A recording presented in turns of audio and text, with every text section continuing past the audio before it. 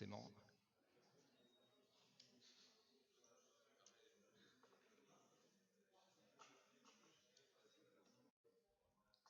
Ah, c'est bon. Ouf.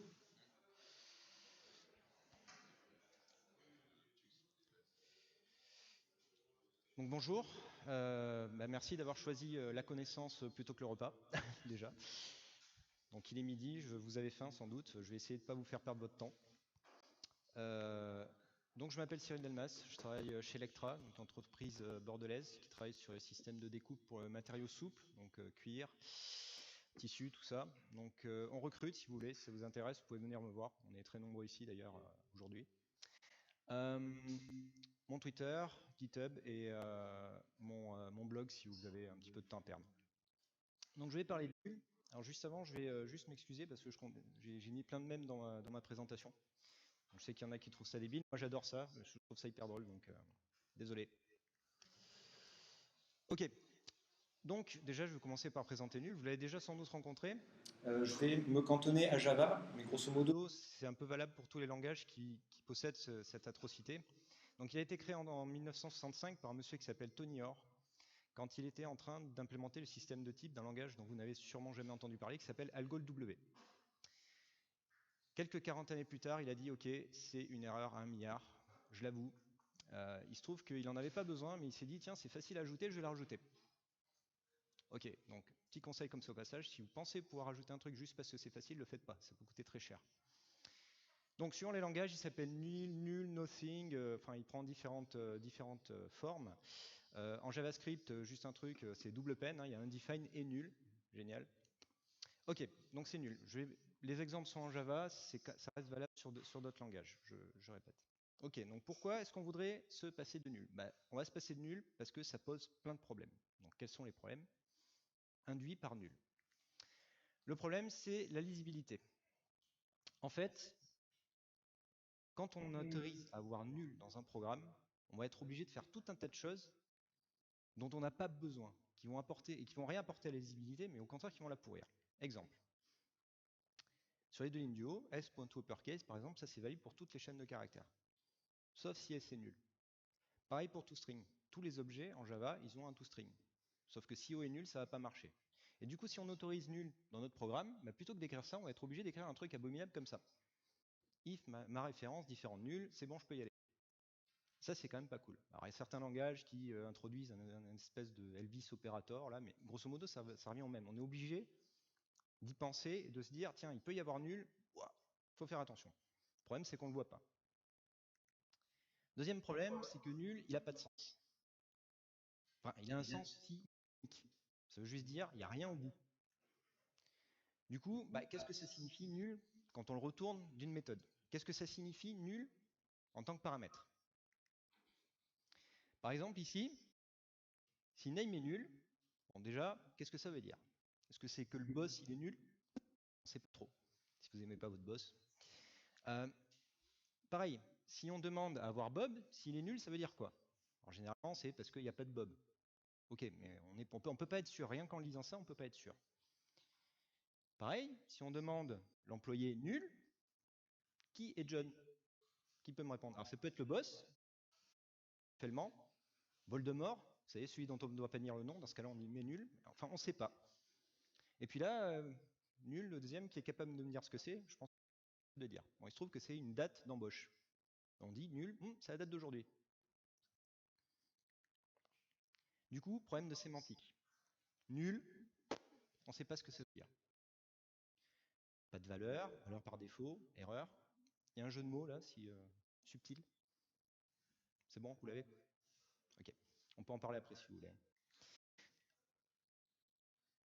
Imaginons qu'on veuille implémenter un répertoire d'entreprise. On va enregistrer par exemple Bob, ici, avec son numéro de téléphone. Et on va enregistrer Ted, qui fait partie de la boîte, par contre il n'a pas de numéro de téléphone. Il n'a pas envie d'être embêté, pas de téléphone. Et on va requêter ce répertoire. On va demander Bob, ok, on va voir son numéro de téléphone, très bien, on peut l'appeler. Ted, ok, on va avoir nul. Ted, il n'a pas de numéro de téléphone. Par contre, si on demande Alice, on va aussi avoir nul. Et comment on fait la différence entre les deux? En fait, qu'Alice, elle n'est pas dans notre boîte. Il n'y a pas d'Alice. Seulement là, on ne voit pas la différence entre les deux. c'est nul. Autre problème, sûreté des programmes. Je disais tout à l'heure, il faut que le développeur fasse gaffe à ce qu'il fait, parce que du coup, le compilateur, il voit rien du tout. Grosso modo, il ne peut pas tout vérifier. Il vérifie certaines choses, il vérifie les types, s.uppercase, ok c'est valide, mais il ne peut pas vous dire, attention, s il est nul. Et du coup, quand est-ce que ça pète? Eh ben, au dernier moment, quand vous n'y attendez pas. En production à 4h du matin, null pointer exception. Wouh. Là, quand on met nul, en haut, cette partie-là, ici, si on oublie de passer le args 0, on va avoir un problème. Le compilateur, il voit rien du tout. Pour lui, tout est normal. Vous aurez peut-être un warning. Encore, je suis même pas sûr sur ce truc-là. Vous pouvez faire des trucs bizarres avec nul aussi. Vous pouvez initialiser un truc à nul, là, exemple, et faire ce truc-là. Et ça va marcher. Pourquoi? Parce que la méthode nil est statique. Ça marche, pas de problème. On peut faire n'importe quoi. Autre subtilité en Java, qui est assez rigolote, avec les types primitifs, nul, là il va vous dire, le compilateur va vous dire, les types sont incompatibles, tu fais n'importe quoi. Là le compilateur il nous le dit. Par contre avec une référence, donc un objet integer, pas de problème. Et si vous faites i plus machin derrière, boum, null pointer exception. Alors en plus en Java avec l'autoboxing, je vous raconte pas le genre de délire, vous pouvez avoir des null pointer exception à peu près n'importe quand. Ok, donc on a vu tout un tas de problèmes, et pour tous ces problèmes, j'ai la solution, messieurs, dames. Elle est excessivement simple. Il ne faut pas utiliser nul. Jamais. Sinon, Batman, vous fout une tatane. Voilà.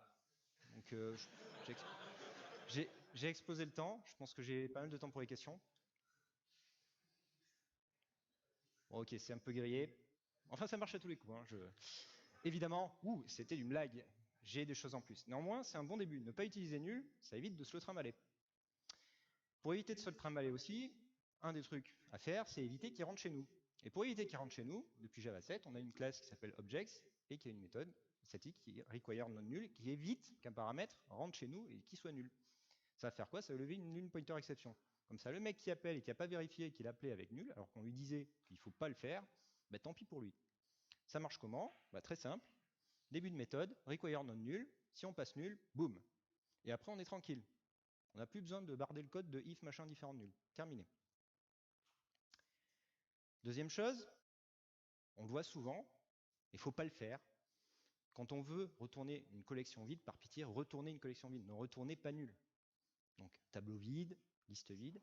Ça va éviter quoi? Ça va éviter le if ma collection est différent de nul, for machin. On peut écrire directement for machin. Ça coûte rien d'instancier un tableau vide. Ça coûte que dalle.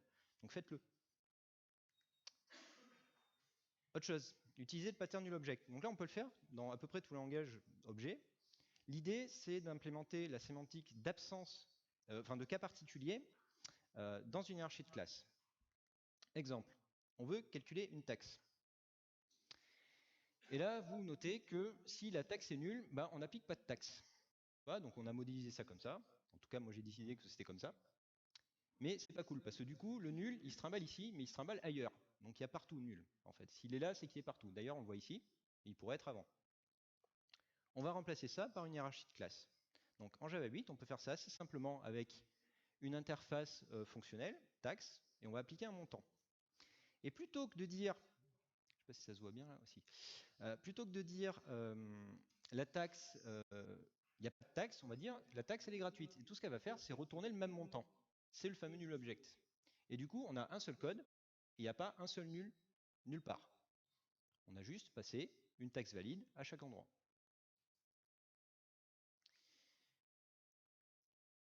Utiliser optional. Optional va servir à quoi? À implémenter la sémantique d'absence de valeur. C'est un cas particulier du null object. D'ailleurs, j'ai ripé un peu tout à l'heure.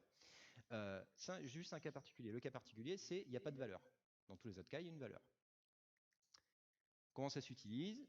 C'est simple. On a off nullable et off. Donc off nullable ne lève pas de null pointer exception. Il est sympa avec nul. Il renvoie empty. Si vous utilisez off, ça va faire null pointer exception. Donc là, il faut être sûr que vous n'ayez aucun nul. Sinon, ça va péter pareil. Encore mieux pour les API, plutôt que de déléguer à votre client d'API cette connaissance-là, ben, renvoyez directement des optionnels. C'est fait pour. Et du coup, TED, s'il n'y a pas de TED, ben, on aura un optional empty. On n'aura pas de nul. Et c'est le client qui se débrouille avec. Autre cas où on utilise nul, alors ça n'arrive pas souvent, mais il y en a encore qui le font, pour dénoter une erreur. On renvoie nul. On ne sait pas quoi faire, on renvoie nul. Alors, dans ce cas-là, évitez, levez plutôt une exception ou utilisez un type union, Ether. Je ne sais pas si certains d'entre vous connaissent JavaSlang. Dans JavaSlang, ils ont repris certains éléments de Scala, par exemple, et on a un type qui s'appelle Ether qui sert à dire c'est soit une erreur, soit un cas normal. Alors c'est mieux que optionnel dans le sens où on garde un contexte. Exemple.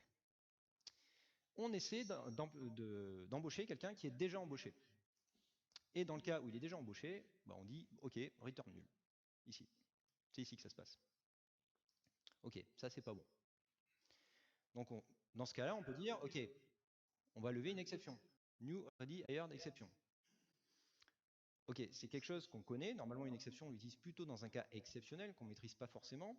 Là, si c'est un cas qui peut arriver globalement, moi, je préfère utiliser le type Ether. Alors là, le code est un peu plus compliqué, mais pas beaucoup plus que quand on a déjà l'habitude d'utiliser optionnel.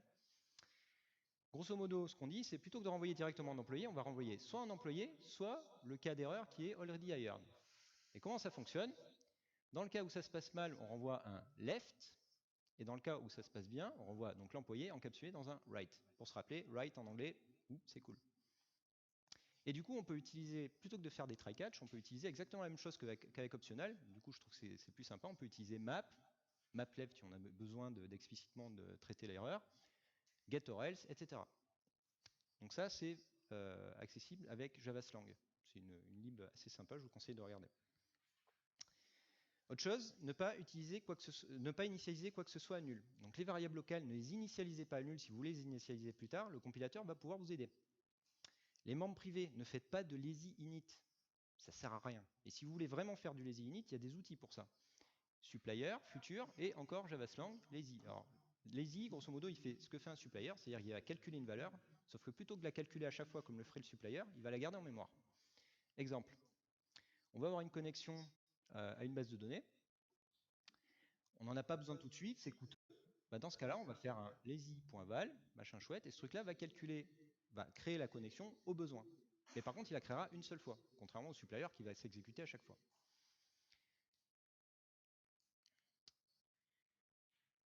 Évitez de passer nul, évitez de récupérer nul. Ok, c'est très bien. Nous, on est tranquille. Par contre, le monde extérieur, il peut être null friendly, il peut être pas sympa avec nous. Donc dans ce cas-là, qu'est-ce qu'on fait? Bah, on utilise des patterns qui sont décrits depuis longtemps, adaptateurs, facettes, qui vont nous permettre de se protéger contre ces trucs-là. Typiquement, une API legacy ou nul, bah, on va l'encapsuler dans une fine couche qui, elle, va renvoyer un optional. Et du coup, de l'extérieur, on ne voit pas qu'il y a eu nul. Dans l'autre sens, pareil. Si la legacy API, elle autorise d'avoir nullify, elle n'autorise pas d'avoir nul, on va faire un require non nul pour éviter que nul descende. De la même manière. Et si on a besoin de passer nul, mais ce n'est pas de l'extérieur qu'on doit le passer, c'est uniquement de l'intérieur. C'est-à-dire qu'ici, imaginons qu'on ait une méthode qui n'ait pas de nom, on va récupérer un employé, l'employé par défaut, je ne sais rien, le boss, mettons. On pourrait le faire, mais nul, dans ce cas-là, on le met que dans cette couche-là. On ne le laisse ni sortir, ni rentrer. Je disais tout à l'heure que le compilateur ne peut pas nous aider. Et c'est vrai que globalement, il ne nous aide pas beaucoup. Pour nul, par contre, il y a des outils qui peuvent nous aider. Donc, vous connaissez sans doute Finebugs, PMD. IntelliJ aussi est vachement sympa, il vous surligne des trucs quand vous avez des nuls, il vous dit attention, il y a potentiellement une null pointer exception. En fait, ce qu'il fait, c'est qu'il utilise des annotations standards, la JSR 308, qui s'appelle non null et nullable, et qui sont utilisées par exemple par le Checker Framework, qui est quelque chose que vous pouvez intégrer dans votre build Maven, et qui va faire péter votre build si vous avez des warnings. Et typiquement, vous aurez non plus juste un warning dans IntelliJ, mais votre build échouera parce que vous aurez une potentielle null pointer exception qu'il faudra traiter.